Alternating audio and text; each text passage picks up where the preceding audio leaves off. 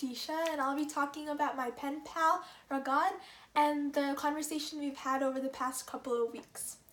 So previous to having this entire experience with having a pen pal from Palestine, I had a very different outlook on Palestine and sort of what was happening over there.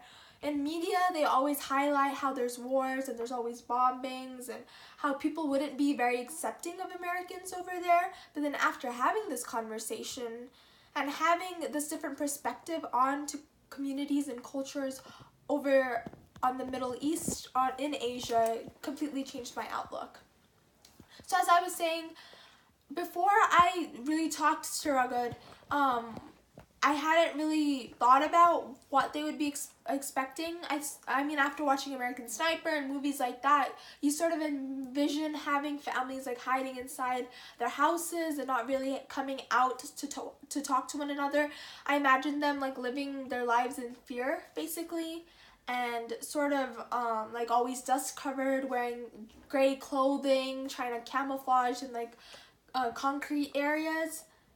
And I didn't really realize how much my outlook had been shaped because of the horrific images they show us on TV and movies.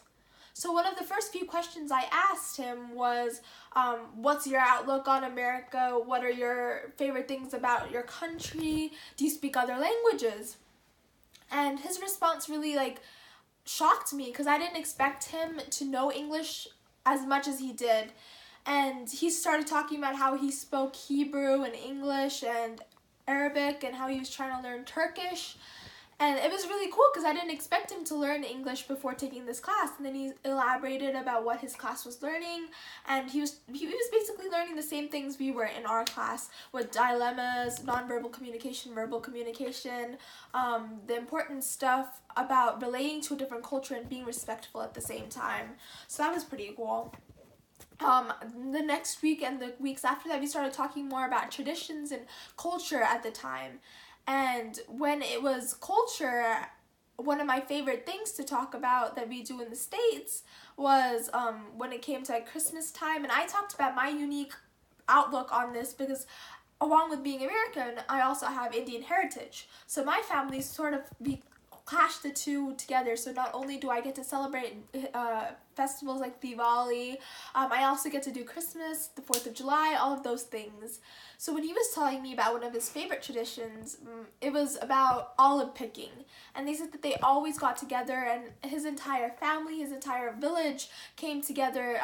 He said that oil picking and olive oil is very, very prevalent and very popular in Palestine. So that's what he said was his favorite part of the year. And then I talked to him about what his clothing is like, what women are considered, what male figures are considered, and he talked about how in his family, it's more everybody's working together. Houses right next to each other will all come together. There's marketplaces and they're all filled with vibrant colors and smells and foods. He started talking about how there's always food at every single house, so even if you're hungry or a tourist, because he was talking about how in Palestine it's a very beautiful country, but because of all of the violence, it's a little hard to express that beautifulness. But he said that there are still a lot of American people who can't come, American tourists who come and look at the country.